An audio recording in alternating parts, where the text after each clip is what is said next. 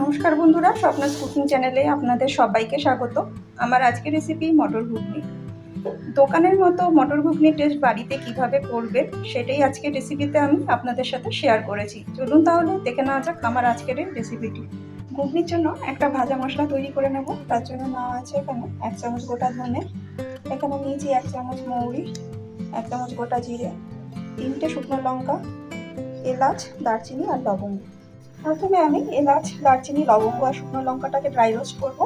এটা 30 থেকে 40 সেকেন্ড পর্যন্ত সময় লাগবে, যেহেতু এগুলো স্কিনটা একটু মোটা তাই একটু রোস্ট হতে টাইম লাগে।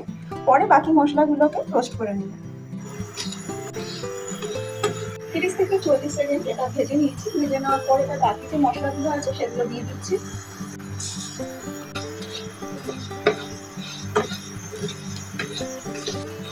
এই মশলাটা দিয়ে দেওয়ার পরে আরো 30 সেকেন্ড থেকে 25 সেকেন্ড কিন্তু আমি এটা মশলাটা পুরোপুরি ভেজে নিচ্ছি। একটা মশলা থেকে ভালো সুগন্ধ আসবে, তো সেরকম পর্যায় পর্যন্ত কিন্তু ভাজতে হবে।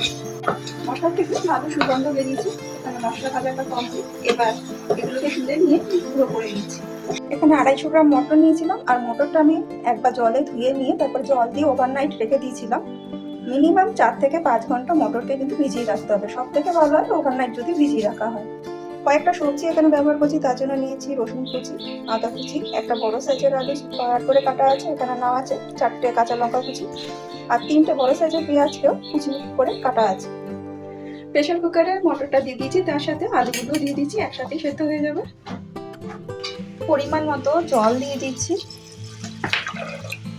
প্রেসার কুকারে জলের মাপের পরিমাণটা বলে দিচ্ছি। এখানে এই যে মটর থেকে জলের মাপটা হবে, এখানে 1 কট থাকবে, তো এরকম জলের মাপ নিতে হবে, এতে খুব ভালো মতো করে সেদ্ধ হবে। আর এর থেকে বেশি জল দিলে পরে এক্সট্রা জলটা কিন্তু ফেলে দিতে হয় আমাদের, তাই এই জলের মাপটা দিলে সব থেকে ঠিক। দিয়ে দিচ্ছি 1 চামচ হলুদ গুঁড়ো, নুন দিয়ে দিচ্ছি 1 চামচ।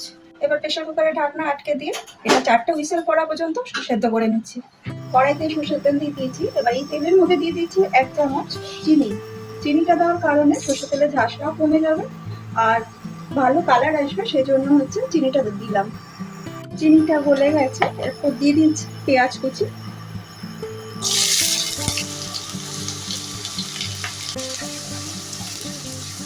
পেঁয়াজটা হালকা লালচে ভাজা হয়ে গেছে, এরপর দিয়ে দিচ্ছি এখানে আদা রসুনের পেস্টটা।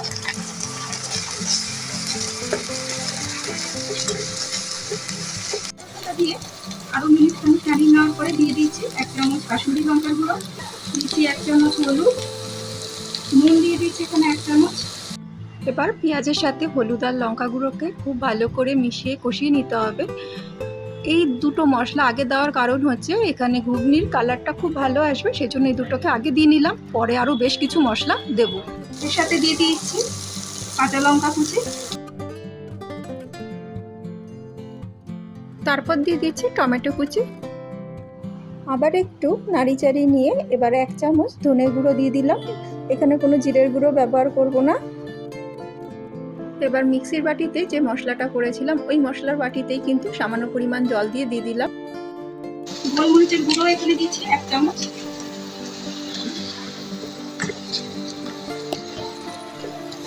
মটরটা খুব সুন্দর করে সেদ্ধ হয়ে গেছে, এই যে উপর থেকে গোটা আছে কিন্তু ভেতরটা কিন্তু বেশ নরম হয়ে গেছে, এরকম সেদ্ধই কিন্তু করে নিতে হবে। হাতা দিয়ে মটর আর আলুটাকে একটু স্ম্যাশ করে দিচ্ছি যাতে ঘুগনিটা একটু ঘন দেখায়। মশলাটা কষিয়ে নেওয়ার পরে এবার সেদ্ধ করে রাখা মটরটাকে দিয়ে দিচ্ছি। এরপরে ভেজে রাখা মশলাটা দিয়ে দিলাম 1 চামচ। ভালো করে মিনিট 5 ফুটিয়ে নিচ্ছি। 5 মিনিট ফুটিয়ে নিলাম। আর এর থেকে বেশি কিন্তু মানে এই জলটা বা যে গ্রেভিটা আছে এটাকে শুকনো করবো না। মটর যখন ঠান্ডা হয়ে যাবে তখন কিন্তু আরো কিছুটা ড্রাই লাগবে, তাই এরকম পরিমাণটাই রেখে দিলাম। তৈরি এখানে স্ট্রিট ফুড স্টাইলে মটরের ঘুগনি। আর এই ঘুগনিটাকে একটুখানি সাজানোর জন্য আমি উপর থেকে একটু পেঁয়াজ কুচি দিয়ে দিচ্ছি, লঙ্কা কুচি, শসা কুচি দিয়ে দিচ্ছি অল্প, আর দিচ্ছি ঘি বাবা সামান্য পরিমাণ। এর সাথে একটু তেঁতুলের চাটনি দিলে ভালো হয়, আমি এখানে তেঁতুলের চাটনিটা দিলাম না। আর যে ভাজা মশলাটা করেছিলাম সেটাও কিছুটা দিয়ে দিলাম। তৈরি এখানে স্ট্রিট ফুড স্টাইলে মটরের ঘুগনি। এইভাবে আপনারা কিন্তু খুব সহজে বাড়িতেই স্ট্রিট ফুড স্টাইলে মটরের ঘুগনি করে নিতে পারেন। আর এই ঘুগনিটার সাথে সার্ভ করার জন্য পাউরুটি হলেও ভালো হয়, অনেকে কিন্তু রুটি পরোটার সাথেও খেয়ে থাকে। আর এটা যে কোনো টাইমে খাওয়া যেতে পারে, সকালে জল খাবার হোক বা সন্ধ্যার টিফিনেও কিন্তু খাওয়া যেতে পারে ঘুগনি এনি টাইম। আশা করি আমার আজকের এই রেসিপিটি আপনাদের ভালো লাগবে। যদি ভালো লেগে থাকে অবশ্যই একটা লাইক, কমেন্ট আর শেয়ার করবেন। আর নতুন নতুন ভিডিও পেতে আমার চ্যানেলটা সাবস্ক্রাইব করার অনুরোধ রইল। সবাই খুব ভালো থাকবেন, সুস্থ থাকবেন। আবার দেখা হচ্ছে অন্য কোনো দিন অন্য কোনো ভিডিওতে।